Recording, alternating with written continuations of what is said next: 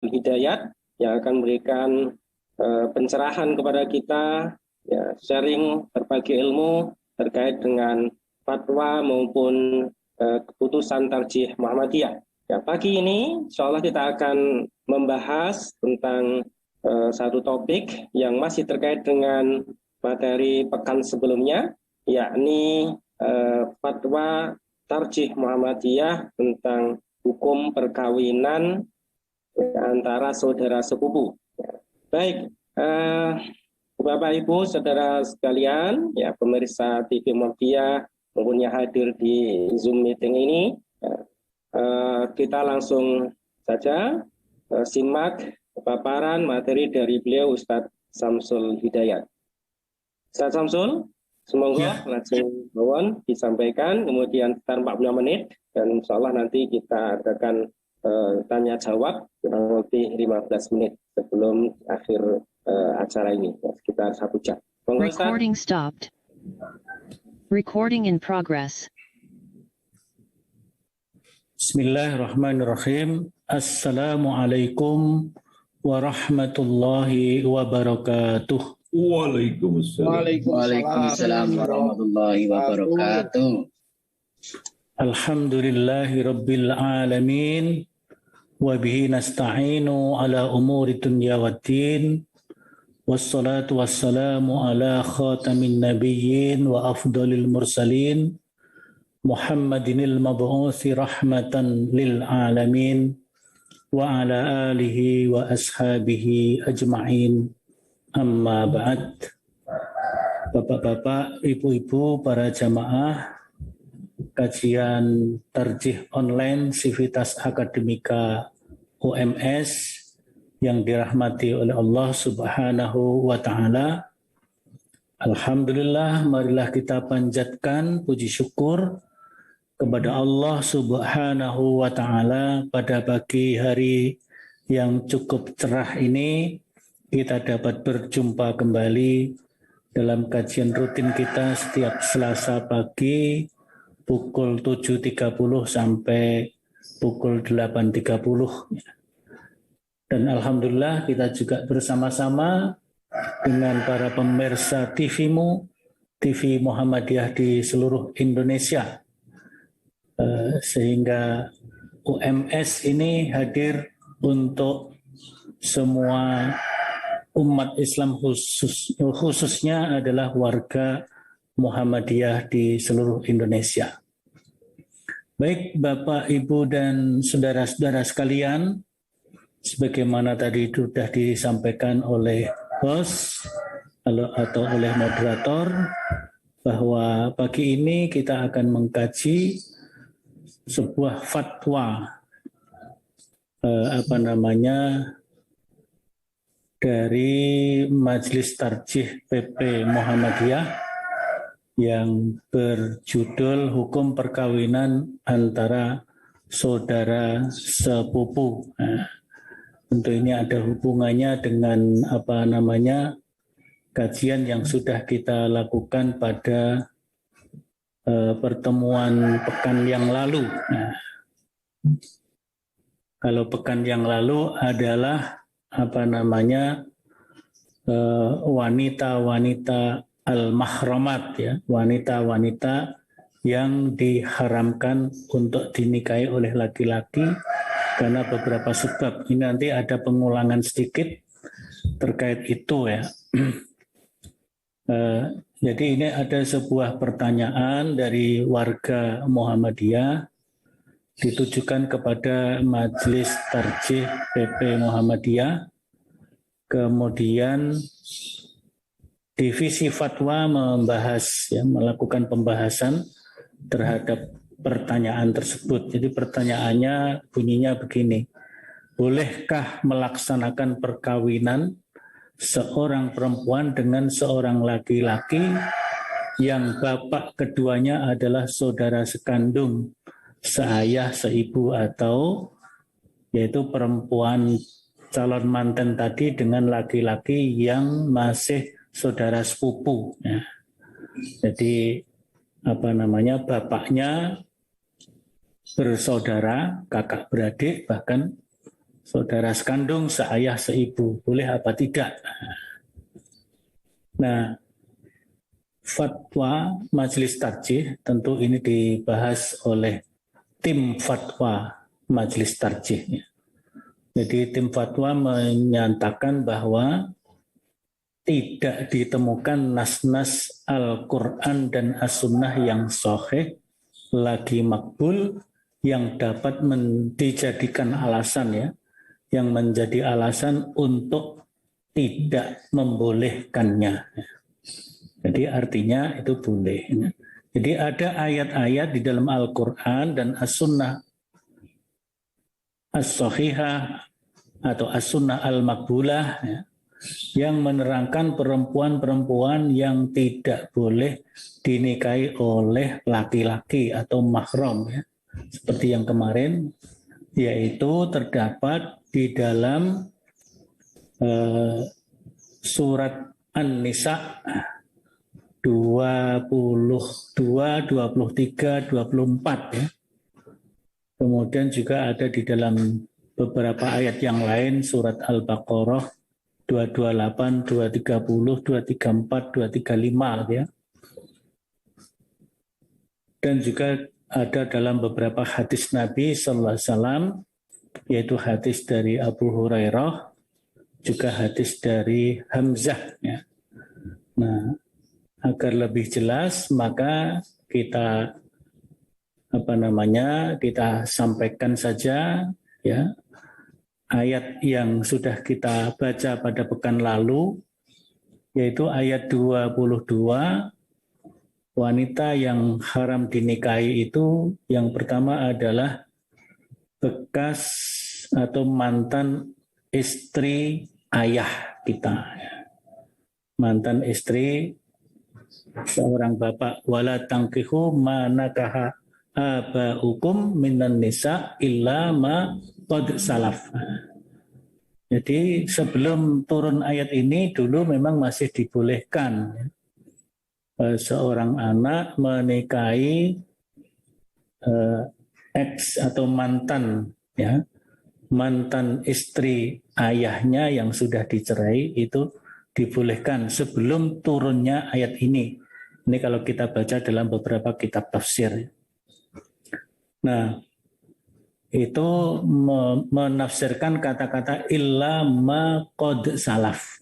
Illa ma qad salaf. Nah, kenapa itu tidak dibolehkan? Nah, menurut Allah di dalam ayat ini disebutkan innahu kana fahishatan wa maqta wa sa'a sabila. Sesungguhnya menikahi mantan istri ayahnya atau ibu tirinya yang sudah diceraikan oleh ayahnya itu termasuk fahisyah ya, perbuatan keji, wa maqta dan sangat dibenci oleh Allah, wa sa'a sabila dan seburuk-buruk jalan. Kemudian kalau ayat yang ke-23 yang kemarin juga kita sudah baca, yaitu hurrimat alaikum ummahatukum wa banatukum wa akhwatukum wa ammatukum wa khalatukum wa banatul akhi wa banatul ukhti wa ummahatukum allati arda'nakum wa akhwatukum minar radha'ah wa ummahatu nisaikum wa rabaikum allati fi hujurikum min nisaikum allati dakhaltum bihinna fa illam takunu dakhaltum bihinna fala junaha alaikum wa halailu abnaikum alladzina min aslabikum wa an tajma'u bainal ukhtaini illa ma qad salaf innallaha kana ghafurar rahima. Kemudian dilanjutkan ayat yang ke-24 wal muhsanat, yaitu orang-orang perempuan-perempuan yang masih bersuami.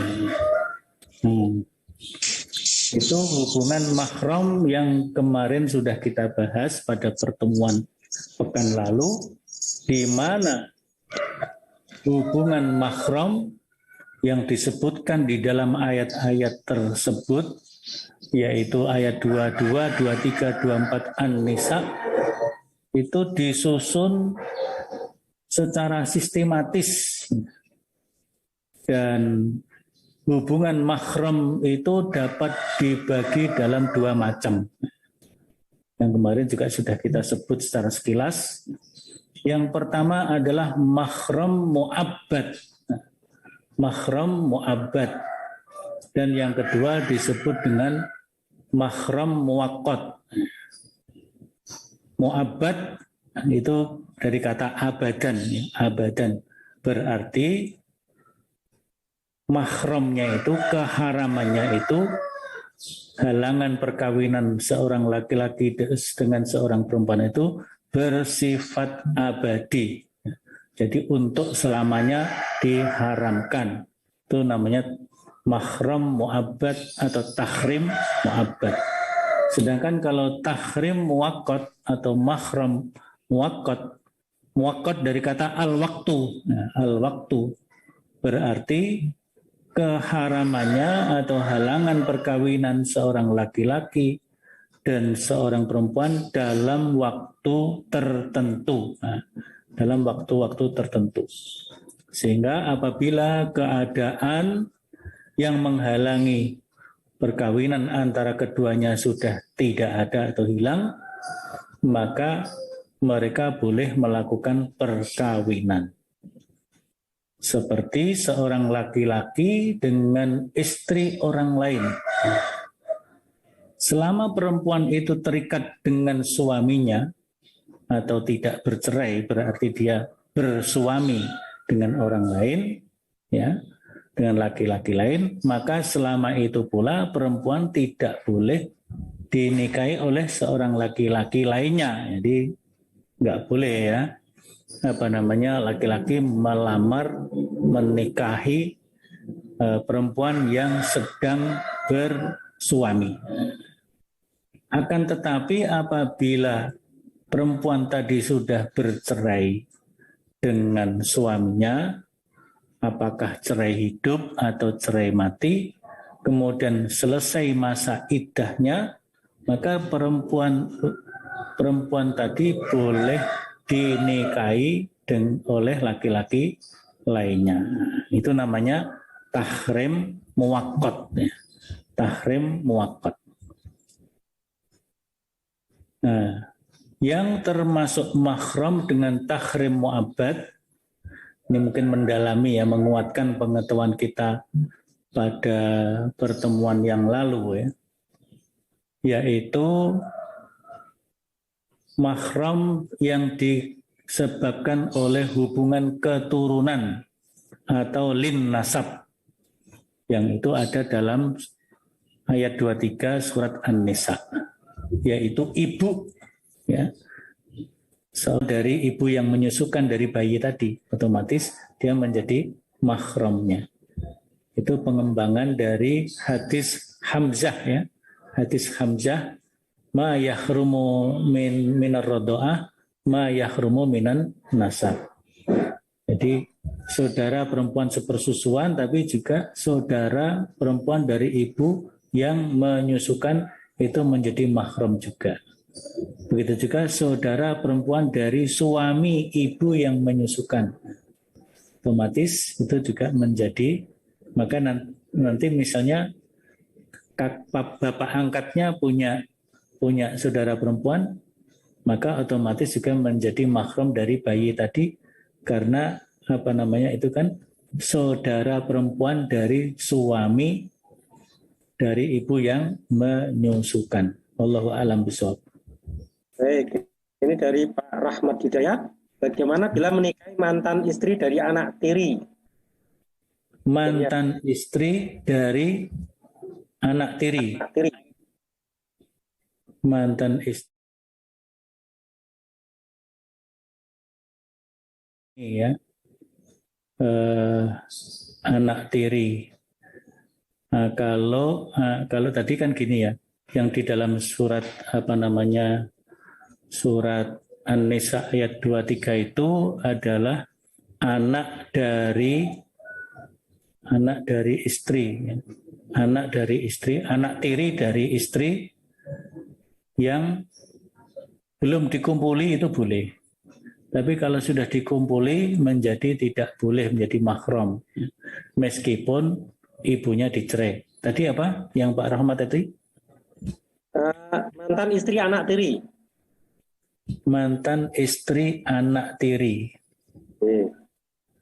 Mantan istri anak tiri. Bagaimana bila menikahi mantan istri dari anak tiri? Anak tiri. Istri dari anak tiri. Jadi anak tiri laki-laki ya. Anak tiri laki-laki. Anak tiri kita laki-laki itu berarti ya. Karena yang dinikahi kan istri dari anak tiri ya. Anak tiri itu sudah cerai, kemudian istri dari anak tiri bolehkah dinikahi oleh mertua tirinya gitu ya, mertua tirinya. Memang secara nas tidak ada apa namanya hukumnya langsung di dalam apa namanya surat An-Nisa ayat 23 tadi. Tapi kan mungkin bisa dikaitkan seperti yang ayat 22-nya tadi ya, wala tangkihu ma nakaha aba'ukum minan nisa ya. Ya, tapi ini memang tidak ada juga ya. Jadi kalau mantan istri anak tiri ya, mantan istri anak tiri di dalam fatwa tarjih ini juga tidak disebutkan, wallahu alam ya. Karena saya bukan dari tim fatwa ya. Bukan dari tim fatwa, maka tidak bisa memberikan jawaban secara pasti, tetapi memang tidak ada nas-nas yang tadi yang melarangnya, karena itu kan